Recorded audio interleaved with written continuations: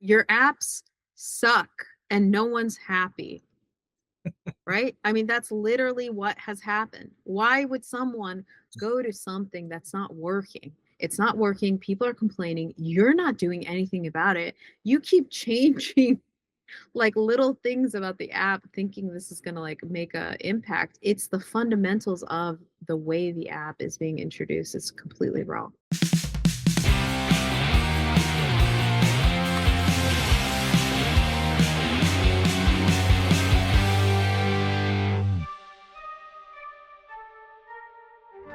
Hey everybody, I'm Eve Eden. And I'm Brian Crowley. Welcome to UX Murder Mystery. Yes, welcome.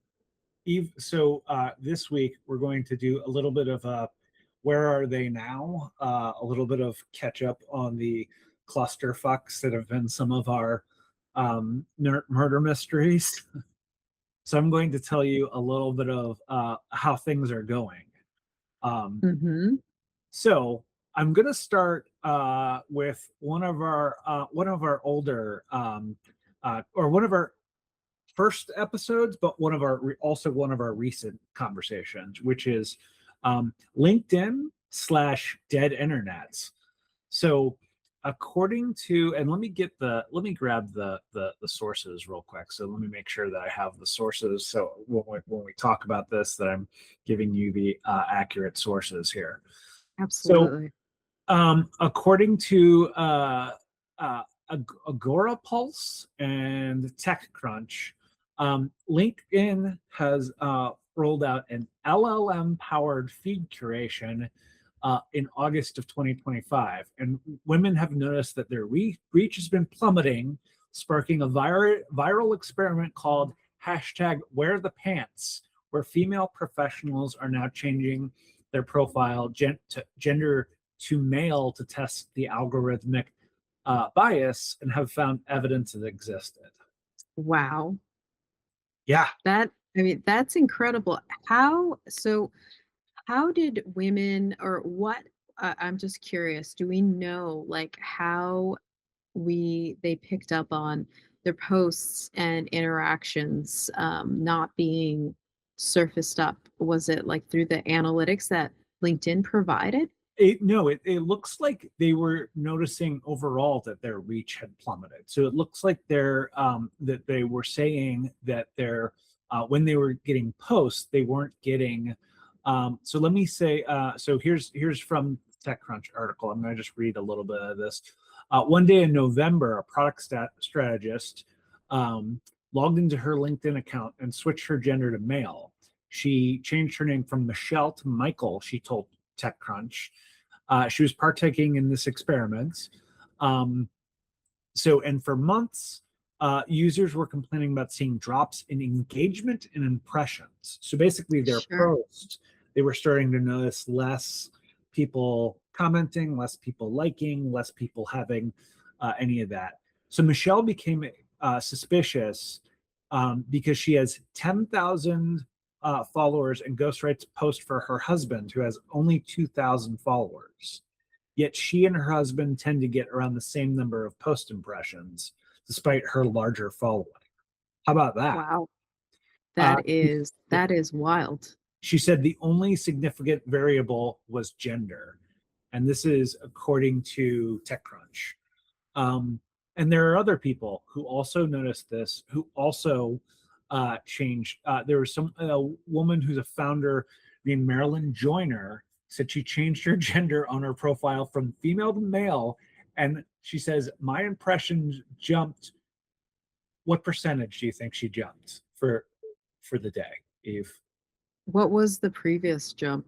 We didn't have a percentage for a previous jump. I thought maybe you were mentioning that. No, I didn't mention a jump. But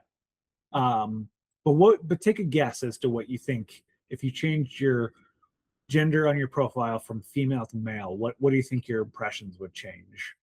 I would say, let's say it would be 25%.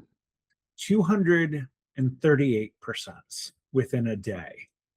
I that is absolute. That's like incredibly like just feels like it's something like it's either like it feels like a mistake or like where like what is happening to the algorithm. That's wild to me. It reminds me of that book, Algorithms of Oppression, that talked about how the algorithms being coded by straight white males, means you get outputs that are around the ideas or ideologies of a lot of straight white males as well. I mean, it's God, I mean, that is something that, I don't necessarily like to reflect on for too long, that there should be like eventually this kind of assimilation, right? Like where you get people who are diverse and, that know each other and that we are just kind of like all kind of doing better as we are growing together. Yeah, That's just a surprise to me that this is still happening. I always think about it in terms of I'm going to say just go off to just a quick aside is so I'm wearing glasses obviously, and as I've gotten older, like it's harder to read text, and I'm like having to become real frustrating. Like I have to always put on my glasses or my reading glasses to read on my phone now. But it's made me start to notice when I'm playing any type of video games how Yeah. I've noticed like smaller fonts, and I'm noticing like lower like resolution or lower color contrast, like stuff that when I was in my 20s I did not notice, but now that I'm in my 40s I definitely notice. And it is one of those Right. things where I go, oh, but the people that are working on it are all probably in their 20s and are all probably haven't had those issues yet. So That's right. That's right. It's all about perspective and this is where I think really what you're touching on too is the fact that and to connect back to the dead internet. yeah, I think what you're touching on is, us just remembering that bringing like a diverse staff isn't a negative for any business, no, right? This is like us saying, bring design in front of your product life cycle. That is not a negative. This will 10x to 100x your dollars, right? And it's in a similar nature, like having a diverse staff. How is that going to bring any negative consequences? This is expansion. yeah, totally. I'm gonna move on to Roblox. um this is wild because I feel How many lawsuits are they in now? I've been hearing like advertisements from law firms. If you had, like instead of it being about melanthelioma or whatever, a word that I don't even know, it's only because of the commercials that right, you're just like, what is this? They were mentioning Roblox yeah. and if you've had a incident to call them. So uh, ABC News has a report that was from November. So finally, like more companies are picking up on, or more mainstream media is starting to pick up on this. Um, there are at least 35 lawsuits right now Yeah. alleging users meet and abuse children on this platform, or that the platform is helping facilitate sexual exploitation and grooming. And then on March 4th, Nebraska's Attorney General filed suit accusing the platform of being a playground for predators, pointing to specific user created content, including maps. Eve, if you could imagine, what would be the worst map you could imagine somebody making on Roblox in regards to this subject matter? I mean, it's on everyone's mind, right? It's Epstein, Ding, ding, ding. Jeffrey I Epstein's bet. Islands and virtual strip clubs as Uh, evidence of systematic moderation failure. mhm. The lawsuits allege negligent design, and that Roblox built a system where adults could easily masquerade as children and use in-game currency to financially coerce and isolate vulnerable minors. So this is, again, when we've talked about the need for a guild, for licensing, for a union, for some type of like, this is design. This is all like, this is actually like by design, allowing users to be able to, create all this stuff. And I've noticed myself, because I'm also a gamer, I've noticed a huge uptick in the name Jeffrey Epstein across video games. Oh, and why is that? What do you mean? Just like kids kind of mentioning like in chat, or what are you talking about? It becoming usernames, it becoming talked about, but more a lot of usernames of Epstein, this, that, and the other. Apparently, in the like edge lord, like in the some of the Gen Z like game groups and stuff, there is some parts of the culture that are thinking that Epstein is cool and that what he did is cool, which is scary. Yeah, I saw, what I saw recently is a friend of mine. There were photos of his kid and Jeffrey Epstein, and then photos with him and Epstein and Bill Clinton. And I was like looking at them. I didn't say a word. I was just like, what am I looking at? And so he mentions it. Oh yeah, I have photos of my kid with these people. And I was like, why is that? Like why would, and it was like, oh, AI, generated these. So there's definitely what happens, and I think because I have kids too, Yeah, who, especially when they're younger, this stuff is almost so, because they're so innocent yeah, and young, yeah. they don't know how to process the catastrophic nature of what one person Oh yeah. can, like, how many lives they ruin and destroy. And so for them, it's like, because I know my kids, when they don't know what to do, they laugh. They laugh. They're like, I don't know how to argue. I don't know how to express my feelings, so I'm gonna laugh, right? And in this case, to me, it's like, let's make these weird, AI photos and, send them to our parents or whatever. So it's just, Yeah, I mean, I mean that's a little bit of part of growing up and part of being a teenager or a 20 something is pushing boundaries yeah. and being kind of an asshole, right? And I mean, You I don't gotta create space for that. I think there's like, it should be an opportunity for space and then a learning of like, okay, well, okay, but here's like actually like me, and I don't know when, right? Like I know for my kids, there are stuff that they still don't know about that I haven't, and they're like in their 20s, where I'm like, I want to talk to you about this now, right? But but it was so adult conversation like that it just could not be had at 14.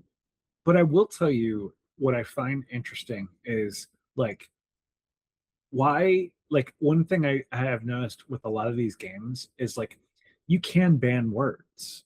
They have filters. It is very easy. They have filters. They've had filters for years to like prevent extreme like swear words and curse words and yada yada. Um, Yeah. and so they could filter if they wanted to filter out Epstein, they could. If they wanted to filter out Hitler, they could. If they wanted to filter out Nazis, they could. They don't, and that's. I always think about that as like that. That is a choice. It is really a choice to decide that you're not going to do the most base level, easiest moderation. You know, there's always a way to get around filters where people will put a 3 in place of an E or whatever to, but like you can also account for that and make it so that that is not available, you know. This But is where, like post-war Germany and like the way in yeah, schools they kind of taught the students about awareness and empathy and what freaking happened, yeah, right? That to me like did create, I think, a more, sensitive society to what the I love this. It's like what I would say is like the debauchery of human exposure, like what is being exposed, the debauchery that's being exposed, because debauchery has always existed. Like, let's not get that wrong. It's not like this is like never happened before. This stuff is just being exposed at, nauseum. I don't even know how much more I can handle anymore, like, just to well, be honest, they Brian. even banned. I mean, they banned swastikas in Germany. So like when the Captain America movie a couple years ago came out and was set in World War II, they very quickly get rid of the Nazis, and they show and they imply swastikas, but they don't have it explicitly a lot because of the Yeah. fact that they knew that it was going to be a global market and a global audience, which is Yeah, I think if we could connect this back, I want to just make known that yeah, these settlement amounts that Roblox is currently in, this kind of massive, like, so this class action suit is going at 10 million, accusing the company of exploiting children through purchases and moderation practices. That's in 2023. There's another one for 200 million about a copyright lawsuit from the National Music Publisher Association suing Roblox for the 200 million over like music copyright infringement. So, obviously not connected, but these are both user experience, like totally. fringe. These are cases that should have been in a requirement stock that should have been reviewed and put into a phase in order for this platform to function appropriately. Can I It's a complete miss on the company. 100%. I want to call this out just because it's really interesting.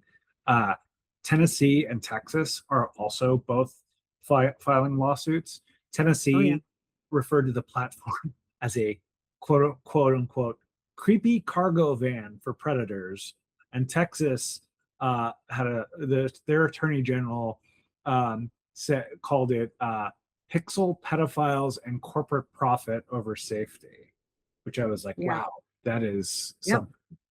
Okay. Yeah, I mean, you mentioned 80 lawsuits, so this is a big deal Yeah. and a huge, like, this is where, like, when we are talking, like, what we're talking about is so preventable.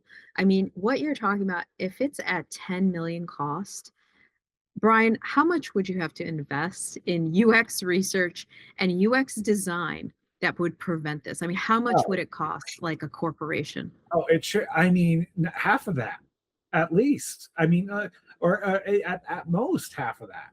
You know. Yeah, because every dollar that's invested in a UX dollar is bringing 10 to even 100 fold. And that we even have evidence of like people we've talked to that are VPs at corporations that invested, a dime, like 30 grand in UX research and got like $1 million in profit for the company. So this is a no-brainer. But anyway, I So digress. I know we have others to cover. I just want to mention Roblox's response real quick. According to Reuters, Roblox has consistently stated it is deeply committed to user safety, maintains zero tolerance policy for child exploitation, and works with law enforcement to catch bad actors. The company has argued in court it is not liable for third-party actions on its platform, as introduced features like facial age estimation to restrict interactions between adults and children. So, Eve, real quick question for you: if you're a parent, if you had little ones, would you allow your kids on Roblox? No, No, All right. not at all. Not at all. And I'm going to tell you this too. Before the studies came in for the Yeah. social media, my girls, I have all girls, Yeah. they did not have phones until they were 15, 16 years old. And they were like crying to me every day. Oh, all of our friends, all, and they'd use my phone. They'd use their dad's phone, right? So they had that's all they had. They had limited access. And to me, it was the best because what you're seeing, just the brain rot, studies that are coming out, and then obviously this stuff, this like exposure to just people who just don't like have anyone's best interest in mind. I would never. No. They hardly had access to video games that were connected to the internet. So let's shift to let's shift over to another product real quick. So we have an update on iRobot slash Roomba, and What happened? well, guess what country they got sold to? Wait a minute. I think in the episode we talked about this too. So they were trying to sell to Amazon, right? We talked about that Sure. discussion. Yeah. That fell through because the Yep. government like vetoed it. They were like, Yep. no, that's too much data for Yep. one company to own. Yep. Um, who did they sell to? Let's see. I mean, I'm scared. Scared to say it. Well, China. China. Yeah. China. Shenzhen Pikia Robotics, according to the SEC. The deal closed January 23rd, 2026. They acquired 100% of iRobot's equity. And then, according to Bloomberg law, the federal government then flagged the deal as a potential national security concern, noting that that they would have to review the Chinese acquisition of the company whose robots map the insides of American homes. Yeah, no kidding. The iRobot co-founder Colin Angle publicly criticized the FTC's opposition to the Amazon deal as wrong-minded, while co-founder Helen Greiner took a different tone, and the two are now publicly at odds over it, according to Vacuum Wars. So, I mean, Yeah, I think I do remember reading about this because this was after January when we spoke about Roomba. So, okay. I mean, what could go wrong? I mean, how many government officials or how many like um, uh, uh, people that work in our national security apparatus might have had iRobots going through their homes and mapping out things for a foreign government. What could possibly Yeah, go wrong? I don't know. I mean, now we're getting to like Inspector Gadget mode, like kind of situation. Or like Mission Impossible type of Yeah. situation? I mean, Um, I know several people that have the Echo Dots or the Amazon, the Alexa, not Alexa, Alexa, yeah, yeah. and then Google Home. I have Google Home, and they're just like, man, what are they listening to? Yeah, and speaking of Google Home, we just had done our episode on Sonos. Um, Sonos has quietly restored media playback controls to its app, um, a feature that was removed in the 2024 design nearly 2 years ago, according to G Hack Tech News. The community reaction has been part relief and frustration, with a Reddit commenter saying, "It's 2026. What took them so long?" Us iOS users are still waiting for the lock control screens back. So I That's didn't still mention, you. but it used to be when your phone was locked, you could turn up and down volume and adjust things, and they lost that back in Yeah. 2024. Um, This is where like I love the comment from Reddit. because it just echoes like, oh, how, AI is going to take over our jobs, but like we can't, like, look what we can't even do yet. Right? Like this, right? This is like the restoration of like things that used to work and were removed. Why? Yeah. Probably because of AI. And then in the meantime, Sonos has launched a new portable speaker and something called Era 100 SL, according to Tech Radar. And I don't know what That rolls off the tongue. yeah, I don't know what the Era 100. It's two new Sonos speakers, and um, I don't know. I would probably not at this point, in my opinion, I would at this point probably not purchase them because if the software is not working, you know, why get Yeah. it? Why? Yeah, Why are you I was actually, because of the Sonos episode, yeah, I was worried about this new product I wanted to purchase that oh yeah, obviously had software. yeah, And I was thinking, what was it about? I was thinking, if I do like invest in this piece of equipment, how am I going to know, like, is the software going to be any good in a couple of years, or is it just going to work today? Oh, it was with this lighting equipment mm, called Oasis, mm, right? So it's this new lighting equipment. It's it adjusts based on the like circadian rhythm. You can power them on when you're not home. Great, right? It's super easy. Light bulbs, and then yeah, plug in lamp, lamp type things. And I was like, well, if I buy a few, I'm going to test it. But if I want more, how am I going to know? Is this app going to work in a year or two? I mean, am I investing in something that now I actually have to unplug and plug back in, just like old school lamps? yeah. Because that's the only way they work. There's no button on them. I can't Hmm. turn them on with my hand. They need the app. So it's like, am I investing? I had to really think about, like, do I want more of these? Because is the software going to work later? Yeah, I mean, that's the thing where I almost feel like we've talked about this so many times. We talked about this in the iRoomba episode, was the whole notion of like all these smart home devices are not so smart. And you almost wish that it would be better just to have dumb. You just want the dumb things. You The just dumb want home. You want the dumb home. the dumb home. I mean, you just want. I mean, the speaker that I bought that we have plugged into our record player works great. You flip it on, you turn the volt. It's like a hard case, and it has like a little flip at the like a mechanical switch at the top, and it has Like a dials. toggle. I Yeah. love it. It made me go. It made you kind Satisfying. of you kind of go, oh, the analog hard switches are like really satisfying.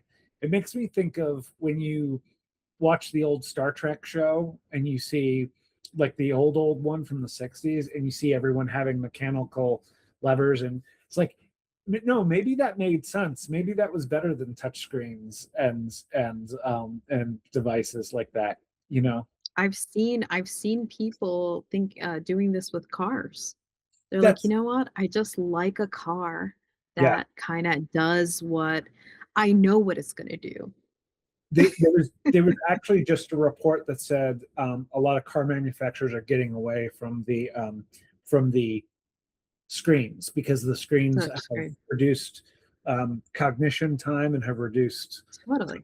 yeah, Well, it's there's something to be said about tangible, qualities versus the haptics, especially in driving a vehicle. Now I'm looking at something flat and the sun could be hitting the screen, right? Like yeah, there's so many problems. And then because it switches screens, I can't find the dial. I have to make sure, am I on the right screen? Am I touching the screen in the top right so I can turn the volume up? Like, are you serious? Like, whereas before, I'm in my car, I can reach over to the direction where I know the volume is, hmm, the volume mechanism, and turn it up, and I don't ever have to look away. But you have to look at your your touch screen because you don't know where you are. Yeah. And that's that wayfinding point that UX would do so well in and especially in places like a vehicle. Yeah. Do you mind if we switch gears real quick? I To was thinking we probably have one more that we want to go one through, more. right? So the last one, which is one of our first topics that we talked about, is dating apps. Okay. So according to Bloomberg, or it was, no, sorry, Fortune. Fortune says Bumble lost 92% of its market value over the last 4 years, and recently laid Really? a third of its workforce. Then the Match Group, which apparently Match Group, I think, is related to Match.com, and they apparently own Tinder and Hinge, and they've seen their market value fall 82% from its all-time high of 46.58 billion in 2021. Of course. Your apps suck and no one's happy. Right? I mean, that's literally what has happened. Why would someone go to something that's not working? It's not working. People are complaining. You're not doing anything about it. You keep changing like little things about the app, thinking this is going to like make a impact. It's the fundamentals of the way the app is being introduced is completely wrong. Match Group reported paying users fell 5% year over year to 13.8 million in Q4 of 2025, with Tinder seeing an even steeper decline of 8% drop in subscribers. Spencer Raskoff, who's the Match Group CEO, publicly admitted dating apps today feel like a numbers game that leaves people with a false impression. We prioritize metrics over experience. Good. Bumble's I would say just in response to that yeah, false impression that they prioritize metrics over experience. Like, so is he? What is he saying? That it's that it is a negative feeling, right? yeah, That's what he's saying. yeah. Okay. Good. Um, Good. Good on him. apparently, uh, date, Ileana Dunn, who hosts a podcast called Seeing Other People and is a former Hinge content lead, said dating apps are making an effort to change. There's only so much they can do. She predicts that more Gen Z and millennials will take part in in-person meetups to find romantic partners. Absolutely. There's things here in Nashville. Fox Table. Shout Yeah, out to them. They're a local place here where they gather people around a dinner table at a local restaurant, and it is has nothing to do with necessarily dating, just meeting friends yeah. and being in person and just having like-minded, interests and hobbies. So also in this Fortune article, I think you'll find this interesting. Um, Yeah. she says Dunn joined Hinge. The dating app popularity was starting to peak. Hinge was then acquired by Match in 2019, which gave it some juice. But it looks like basically it's the classic thing of corporate. It's The more of what we're mergers and seeing, acquisitions. mergers and The acquisitions. murder, can we just like can we kill the mergers and acquisitions? Can we also get rid of like the MBAs the way they are done today? Like I'm just done. Oh, and I hate like the operations department.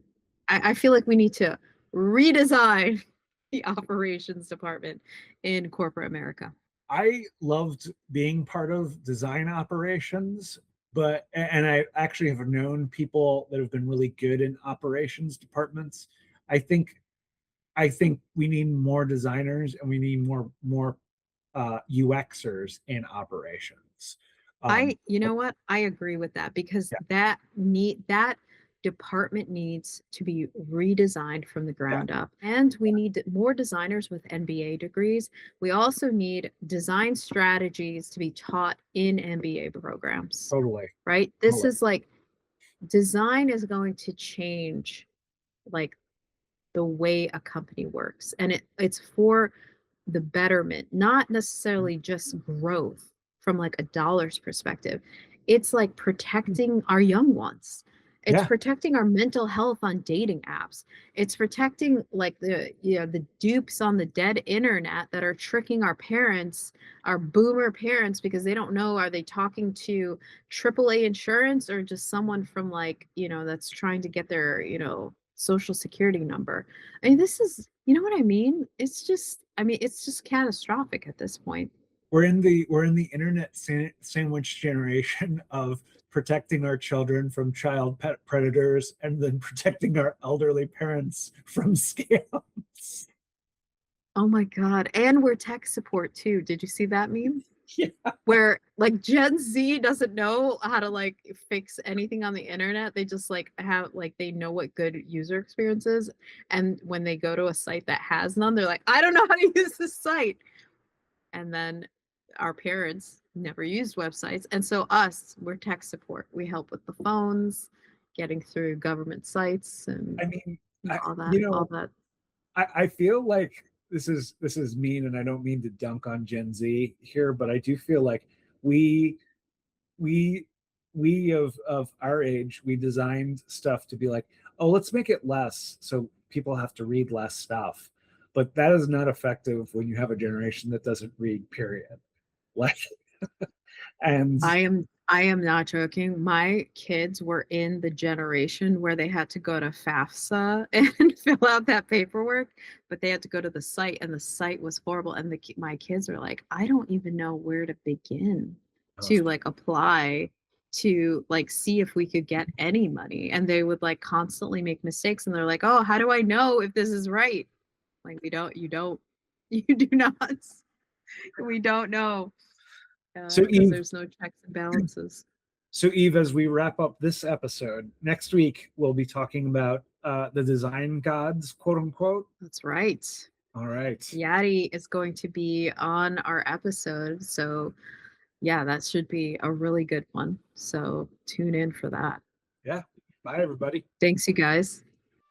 Like, subscribe, and follow, or become our next victim of bad UX. UX Murder Mystery is a joint production of Eve, User Experience Design Agency, and CrowleyUX, where systems meet stories. It's hosted by Brian J. Crowley and Eve Eden. Edited by Kelsey Smith. Intro animation and logo design by Brian J. Crowley. Music is by Nicolas Lee. You can follow us at UX Murder Mystery. You can email us at questions@uxmurdermystery.com. UX Murder Mystery is a copyright 2025, Brian J. Crowley and Eve Eden. Thanks for listening.